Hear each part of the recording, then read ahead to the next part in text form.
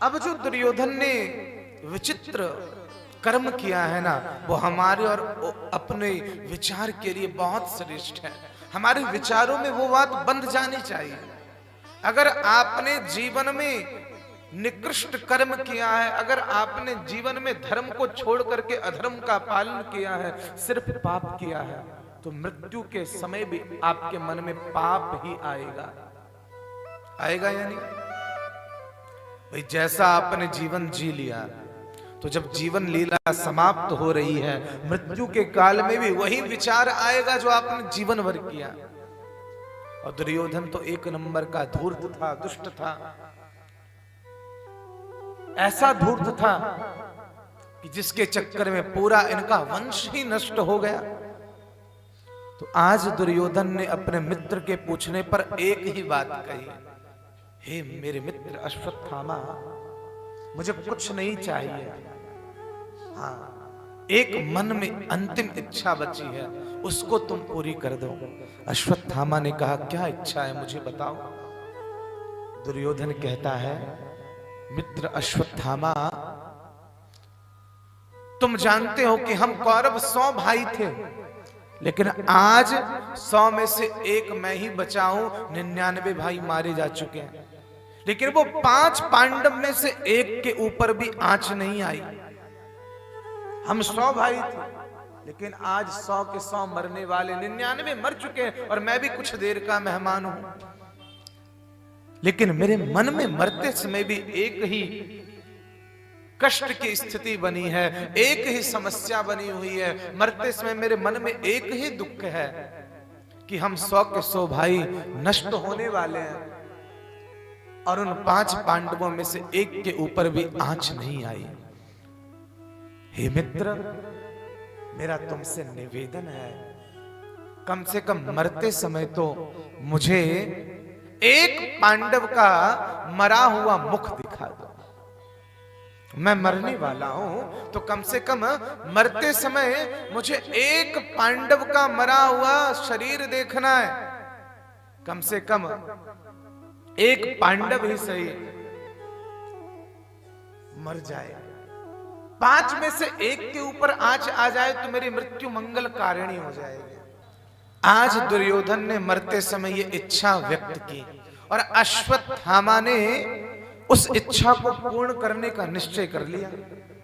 बहुत सावधानी से सुनिएगा, क्योंकि ये प्रसंग ही श्रीमद् भागवत का एक अद्भुत प्रसंग है, जिसमें एक भक्त के भक्ति की पराकाष्ठा बताई गई है। मैं बता रहा हूं कि जिस समय दुर्योधन ने ये इच्छा की कि मेरे मरणांत काल में मरते समय कम से कम मुझे एक पांडव को मरते हुए देखना है, उसका शरीर मरणासन्न हो, मुझे ऐसा दृश्य देखना है। और उसी समय अश्वत्थामा ने वचन दिया कि हे मित्र दुर्योधन, तुम्हारी ये इच्छा जरूर पूर्ण होगी। और उस समय अश्वत्थामा विचार करने लगा कि कैसे पांडवों को मारा जाए। कई बार क्या होता है, धूर्त व्यक्ति जो सामना नहीं कर सकते हैं, वो लोग पीठ पीछे वार करते हैं। तो अश्वत्थामा ने भी यही किया, और इसको कहते हैं काग उलूक न्याय। जैसे कौवे और उल्लू की प्रक्रिया होती है। रात्रि में उल्लू क्या करते हैं, जो पक्षी सो रहे होते हैं उनके ऊपर प्रहार करते हैं। तो अश्वत्थामा ने भी यही किया। उसने विचार किया कि अगर मैं पांडवों से अभी लड़ने जाता हूं तो वो मेरा प्रतिकार करेंगे और हो सकता है वो मुझे मार भी सकते हैं, मेरी प्रताड़ना भी हो सकती है। लेकिन इसी की जगह अगर मैं रात्रि में जाऊं, वे सब सो रहे होंगे और सोते हुए उनको मैं मार दूंगा। और इस बात में अश्वत्थामा के जो मामा है कृपाचार्य, उन्होंने भी सहमति दे दी। याद रखिए, चाहे वो मामा हो, चाहे वो कोई भी रिश्तेदार हो, कोई भी परिवार हो, चाहे कोई मित्र हो, बंधु हो, अगर वो आपके पाप में आपका सहयोग कर रहा है तो वो आपका न तो मित्र है, न वो आपका बंधु है, न वो आपका परिवार है, वो सगा नहीं है आपका। अश्वत्थामा के मामा कृपाचार्य ने उसकी बात में सहमति जता दी। और दोनों विचार करने लगे कि रात्रि में जाकर के हम पांडवों को मार देंगे। लेकिन याद रखिए, मारने वाला है भगवान, बचाने वाला है भगवान। भाई जिसे परमात्मा बचाना चाहे, उसकी रक्षा परमात्मा कर दे, तो उसको कोई छू भी नहीं सकता।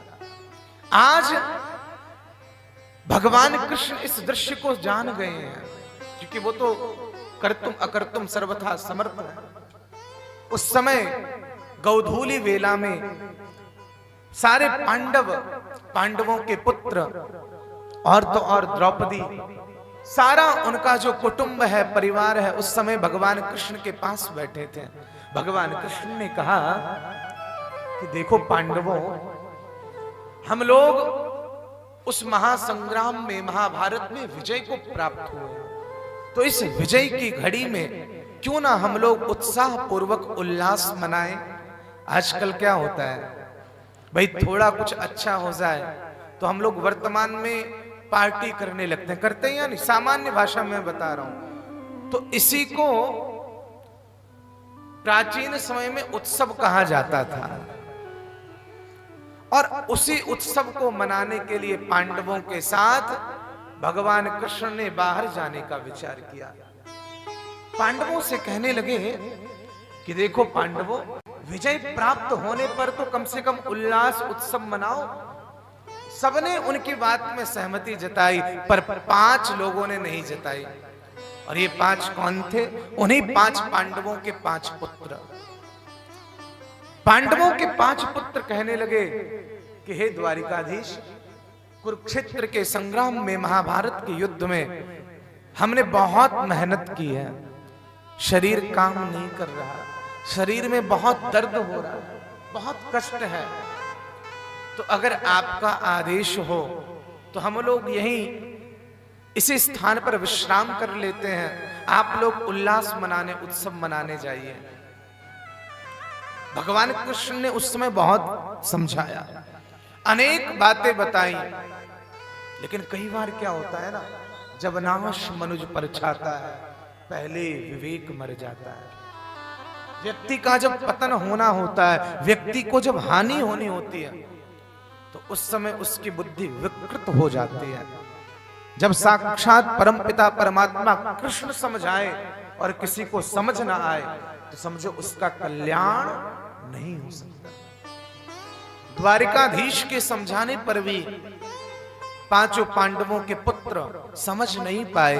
भगवान कृष्ण मन ही मन ये सोच रहे हैं कि हो ना हो, अब इनकी मृत्यु का समय आ गया है। और मानो इस समय भगवान चाहते हुए भी उन 5 की मृत्यु से रक्षा नहीं कर पाए, क्योंकि मैंने कल भी बताया, मृत्युर जन्म बताम वीर देहेन सहजायते अद्यवाब्द शतान्ते व मृत्युर वै प्राणी नाम ध्रुव। आज हो या कल हो, लेकिन जिस जिस जीव ने इस धराधाम पर जन्म लिया है, उसकी मृत्यु जरूर होनी है। आज हो या कल हो, लेकिन जाना सबको है। तो भगवान कृष्ण समझ गए, मेरे समझाने पर भी इनको समझ नहीं आ रहा, अब इनके जाने का समय आ गया है। आज पांडवों को लेकर के, द्रौपदी को लेकर के, उनके समस्त कुल कुटुंब परिवार को लेकर के भगवान कृष्ण गंगा तट पर पहुंच गए, उल्लास मनाने, उत्सव मनाने, लेकिन 5 पांडवों के पुत्र उस समय उनके साथ नहीं आए। सारे पांडव द्वारिकाधीश के साथ उत्सव मना रहे हैं और इनके पुत्र उस समय उसी स्थान पर सो रहे हैं। अश्वत्थामा रात्रि का समय देख करके अपने मामा कृपाचार्य के साथ आ गया। उसने विचार किया कि देखो ये 5 पांडव कितने आराम से सो रहे हैं। उसे पता नहीं है कि ये पांडव नहीं, पांडवों के पुत्र हैं। क्योंकि जब व्यक्ति पाप के मद में मदान्ध हो जाता है ना, तो उसके दोनों नेत्र भी बंद हो जाते हैं। और मैं तो कहता हूं, प्रत्येक जीव के 2 नेत्र नहीं, 4 नेत्र हैं। कितने नेत्र हैं? 4। अब ये नहीं कि 2 बाहरी आंखें और 2 चश्मे और लगा लो, वो नहीं। तुलसीदास जी कहते ज्ञान विराग नयन उरगारी। एक तो बाहरी आंखें जो हमें बाहरी संसार दिखाती हैं, लेकिन जो अंदर की आंखें, अंतर मन की आंखें हैं, जिसका एक का नाम है ज्ञान और दूसरे का नाम है वैराग्य, जो सही गलत का बोध कराता है, जो हमें सही और गलत का मार्ग बताता है, वो ज्ञान और वैराग्य रूपी जो नेत्र हैं वो भी अश्वत्थामा के विनष्ट हो चुके थे।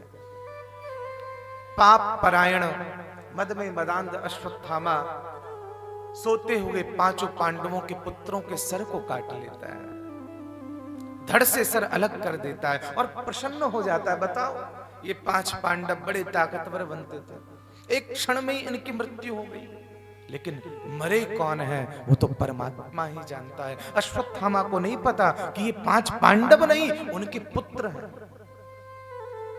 पर अश्वत्थामा तो मद में मदांध है, क्योंकि व्यक्ति जब मद में रहता है तो वो हद भूल जाता है। आज अश्वत्थामा ने ऐसा पाप किया कि जिसका कोई पश्चाताप नहीं है, जिसका कोई प्रायश्चित नहीं है। अश्वत्थामा ने 5 पांडव पुत्रों का सर काटा और एक वस्त्र में बांध करके लेके चला गया उसी कुरुक्षेत्र के प्रांगण में। जोर जोर से कहने लगा, मित्र दुर्योधन देखो मैं क्या लेके आया हूं। अरे तुमने एक पांडव को मारने कहा था, मैंने उन एक पांडव को नहीं 5 पांडवों को मार दिया और प्रमाण के रूप में उनके सर को लेकर के आया हूं। भाई अगर तुम सोचो कि मैं नहीं मार पाया तो देख लो, मैं उनके सर भी लाया हूं, प्रत्यक्ष को क्या प्रमाण। और उस समय अश्वत्थामा ने 5 सर उसके सामने रख दिए। दुर्योधन ने जब ये देखा ना तो उसके नयनों से, नेत्रों से, आंखों से अश्रुपात हो गया, आंसू गिरने लगे। जीवन में याद रखिए, बच्चा किसी का भी हो पर वो सबको अच्छा लगता है या नहीं। एक कुत्ते का भी बच्चा कितना प्यारा लगता है, एक बंदर का बच्चा कितना प्यारा लगता है, तो मनुष्य के बालकों की तो बात ही क्या कहने।